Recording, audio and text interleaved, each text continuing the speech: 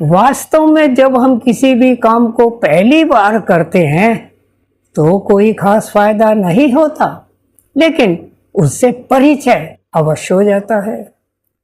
फिर एक मन के अंदर उत्कंठा उत्पन्न होती है कि इसको दोबारा करके अच्छी तरह देखें कि इससे क्या लाभ है, क्या हानियां हैं।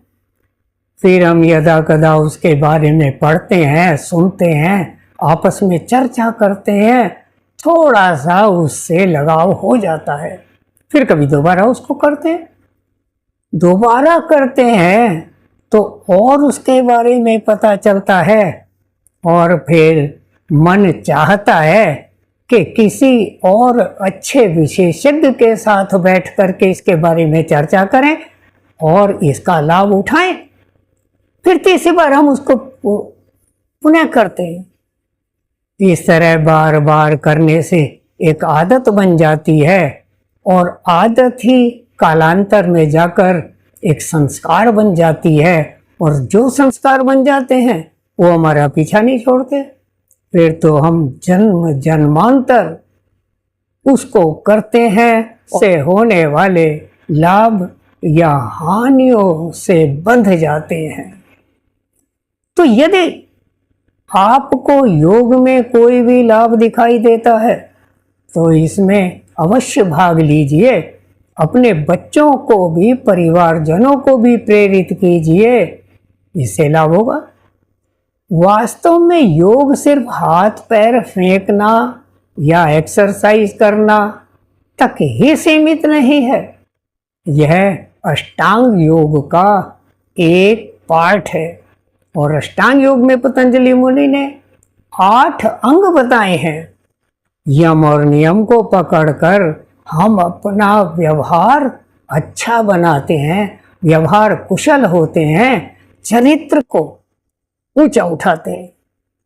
आसन करके शरीर सौष्ठव बनाते हैं, शरीर को पुष्ट बनाते हैं। प्राणायाम करके एकाग्रता बढ़ाते हैं, दीर्घायु होते हैं। इसी तरह प्रत्याहार धारणा को अपना करके सांसारिक बुराइयों से बचने की कोशिश करते हुए अंतर्मुखी होते हैं। और जो लोग ध्यान में पारंगत हो जाते हैं वो पूर्णतः अंतर्मुखी होकर के सांसारिक बुराइयों से बिल्कुल निर्लिप्त रहते हैं। जैसे एक कागज का टुकड़ा तेल में भिगो दिया जाए, फिर उसको पानी में भी डालते हैं तो वो जल्दी से गलता नहीं। इसी प्रकार संसार में रहते हुए भी सांसारिक कामों को पूरा करने के बावजूद हम सांसारिक बुराइयों से दूर रह करके बिल्कुल और रहते हैं। इसलिए योग के महत्व को समझें। इसमें किसी दूसरे का लाभ नहीं बल्कि हमारा लाभ है। जो लोग इसमें शामिल हो करके समय की बर्बादी समझते हैं या उस समय 100, 50 हजार, 2000 रुपये का नुकसान देखते हैं, वह नुकसान होने दीजिए। लेकिन यदि आपका योग में थोड़ी भी रुचि जाग गई तो गजब होगा। आप बहुत ध्यान से देखिए, सर्वेक्षण कीजिए कि आपके अड़ोस पड़ोस में, आपके मित्र मंडली में, आपके सगे संबंधियों में कितने लोग योग से जुड़े हैं और उनका चरित्र, उनका शरीर सौष्ठव, उनकी आरोग्यता और उनकी आयु कैसी है। मैं स्वयं एक ऐसे गांव में पैदा हुआ जहां योग का नाम निशान नहीं था। ग्रामीण स्कूलों में पढ़ा, लेकिन जब मैं 1961 में 9th क्लास में पढ़ता था तब एक योगी वहाँ पर आए। उन्होंने बहुत से योगाभ्यास करके दिखाए। वो मेरे मन में बैठ कर गए। मैं उनसे जुड़ गया और योग के बारे में न्यूज़पेपर में, पुस्तकों में, दूसरे लोगों से जो भी बात मैंने सीखी अपनाता गया और आज मैं योग में प्रवीण हूँ।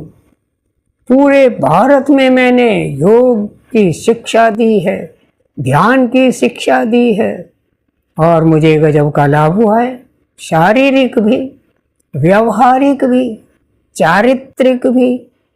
और मैं अपने आप को योग के सहारे ही दीर्घजीवी समझता हूँ।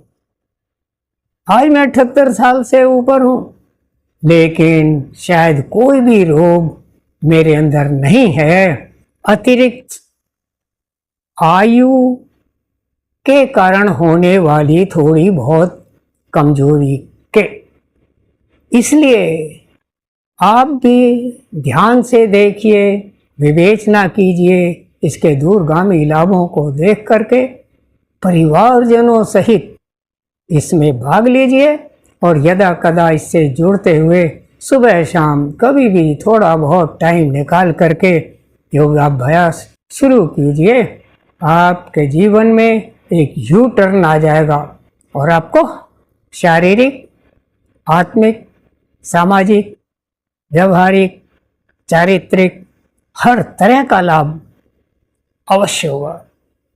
यदि आपको ये बातें अच्छी लगती हो तो हमारे चैनल को अवश्य शेयर कीजिए, सब्सक्राइब कीजिए, लाइक कीजिए। फिर मिलेंगे। धन्यवाद। नमस्ते।